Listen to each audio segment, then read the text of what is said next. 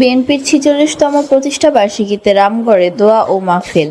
১৯৭৮ সালের ১ সেপ্টেম্বর তৎকালীন রাষ্ট্রপতি জিয়াউর রহমানের হাত ধরে গড়ে ওঠা দেশের অন্যতম বৃহৎ রাজনৈতিক দল বাংলাদেশ জাতীয়তাবাদী দল বিএনপির ৪৬তম প্রতিষ্ঠা বার্ষিকী উদযাপন করা হয়েছে।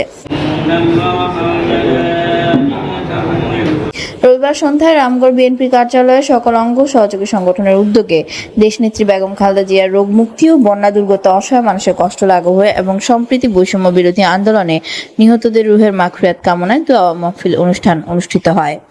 এ সময় উপস্থিত ছিলেন জেলা বিএনপি সহসভাপতি, উপজেলা বিএনপি সভাপতি হাফেজ আহমেদ ভূঁইয়া, সাধারণ সম্পাদক নূর হোসেন নুরু, পৌর বিএনপি সভাপতি জসিমউদ্দিন, সাধারণ সম্পাদক আলাউদ্দিন, উপজেলা বিএনপি সাংগঠনিক সম্পাদক শেফায়েতুল্লাহ, পৌর বিএনপি সাংগঠনিক সম্পাদক সুফায়েত মোর্শেদ ভূঁইয়া প্রমুখ।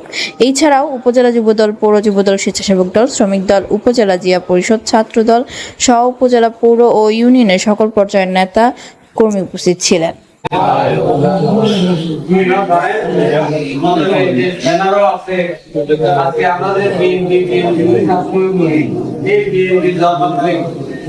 সাধারণত ছেলে মেয়েদের বা কারো জন্মতারিখ পালন করে, ঠিক আছে? এটা একটা জন্মতারিখ পালন করা লাগে না, এটা খেয়াল আসলে বহুত বড় ধরনের পরিবেশ খারাপ হয়ে যাবে। কিন্তু এই যে বন্যা দুর্যোগের কারণে মানুষের অবস্থা দেখি আমরা খাবো না।